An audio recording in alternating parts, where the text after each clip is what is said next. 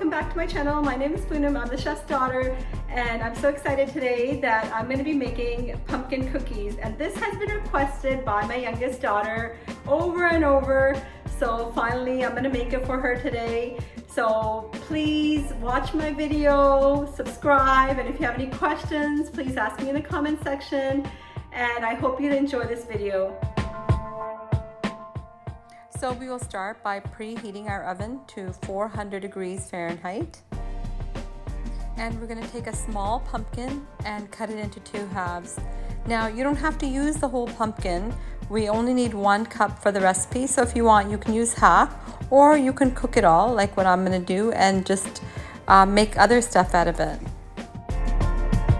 So just be very careful while you're cutting this. Just take your time cutting it. If you don't want to use actual pumpkin, you can always get the canned puree pumpkin. So once it's cut in half, you want to scrape out all the insides, the seeds and the pumpkin strands. And if you want, you don't have to throw out the seeds. You can keep the seeds, wash them and dry them and roast them, and they taste delicious.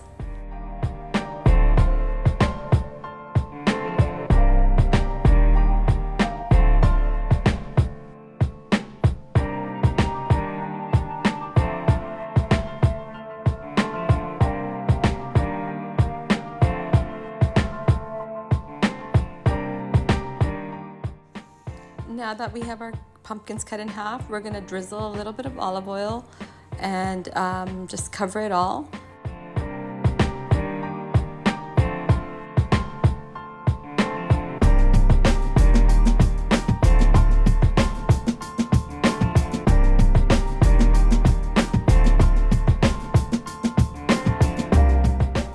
And we will preheat the oven to 400 degrees Fahrenheit.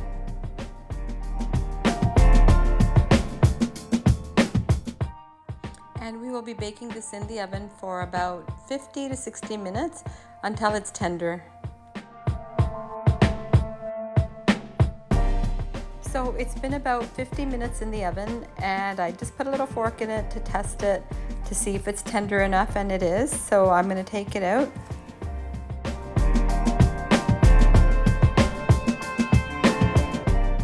And I did let it cool down a little bit as well.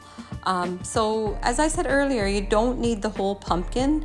All we need is 1 cup. So you could save the rest of it for later. You can freeze it if you like.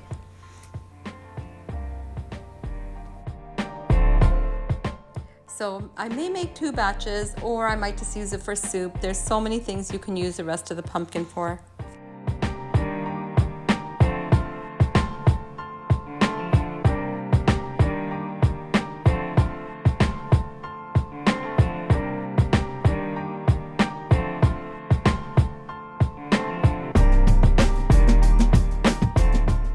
So you can take a hand mixer and just puree it all, or if you don't have a hand mixer, just mash it with a fork.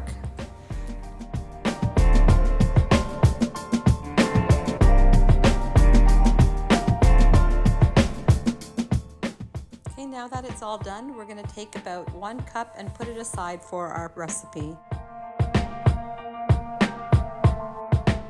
We will now start with all our dry ingredients, and we're going to start with 2 cups of all-purpose flour.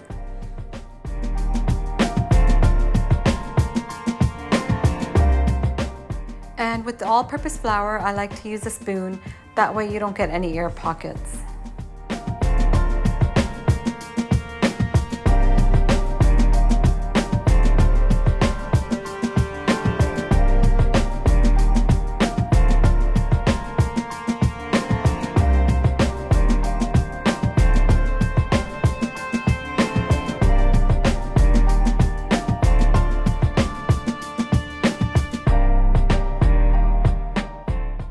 We will now add in 2 cups of quick oats.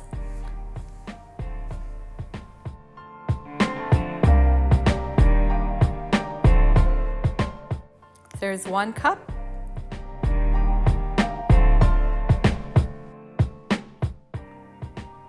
And 2 cups. And in goes 2 teaspoons of baking powder.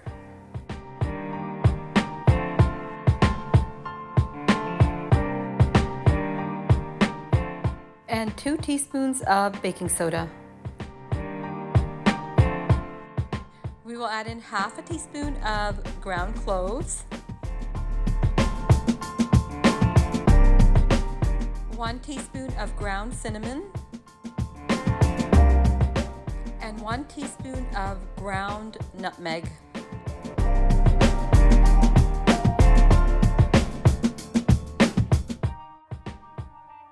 So we will mix all our dry ingredients together, and we're just going to set it aside to use later.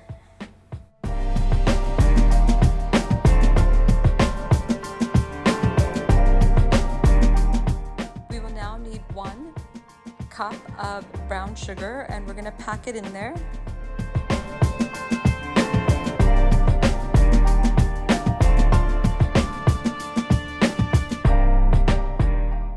And we'll just set this aside.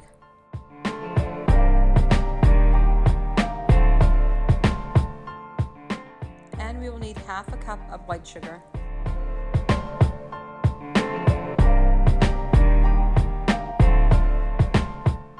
We will now get a large bowl and put all our wet ingredients together. So we will start with 1 cup of salted butter and just mash it all up. If you don't have salted butter, you can always add in 1 teaspoon of salt to your dry ingredients.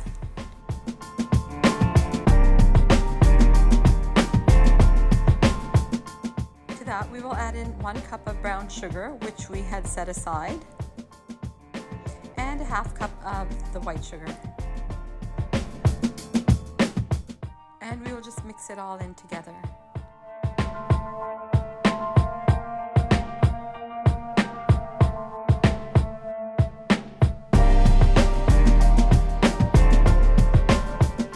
And now we will add in the star of the show, the pumpkin, 1 cup.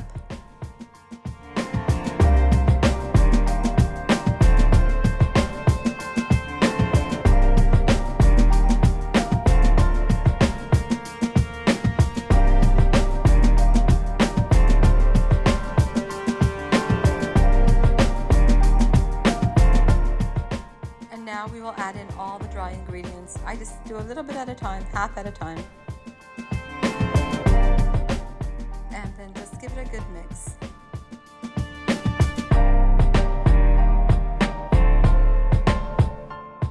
And already this smells so good, and we haven't even baked it yet. But you can smell all the cinnamon, the nutmeg, and the cloves. It smells so good.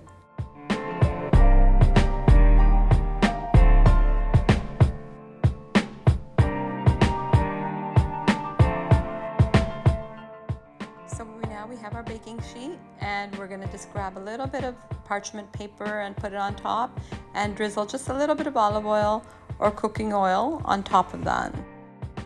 So we will now start forming our cookie dough into little balls.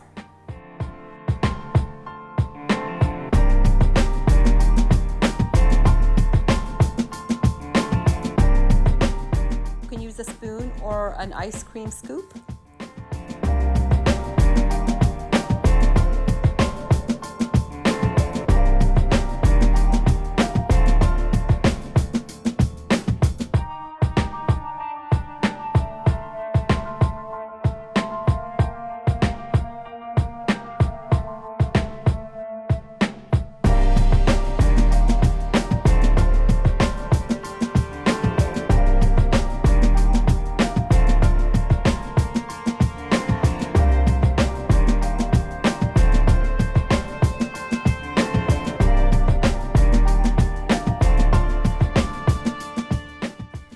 I've preheated my oven to 350 degrees Fahrenheit, and we're going to bake them in the oven for about 12 to 15 minutes until they're golden on the top.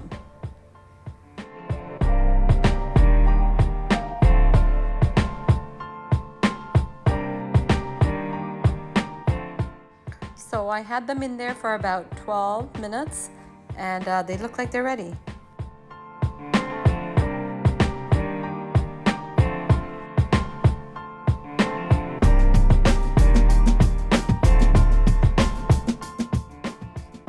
going to transfer these over onto a baking rack until they've cooled down a little bit.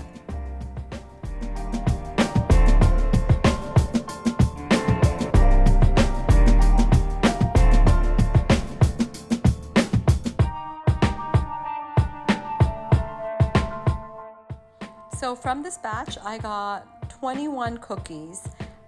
If you're counting what's on the rack, there's one missing. There's only 20 there because my daughter did sneak one. And to finish, we're just gonna drizzle a little bit of white chocolate onto the cookies.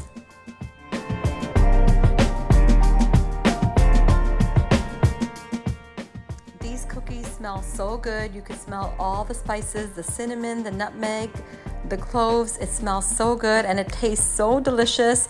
I hope you get a chance to try this recipe. Let me know how it turned out, if you enjoyed it.